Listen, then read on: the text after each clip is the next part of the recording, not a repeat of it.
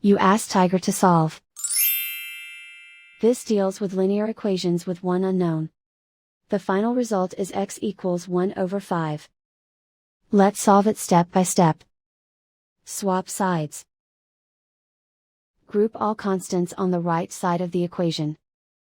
Subtract 10 from both sides. Simplify the arithmetic.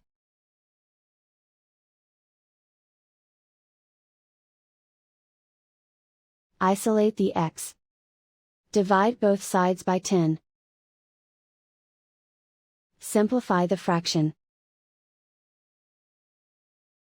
Find the greatest common factor of the numerator and denominator. Factor out and cancel the greatest common factor. And so the final result is x equals 1 over 5.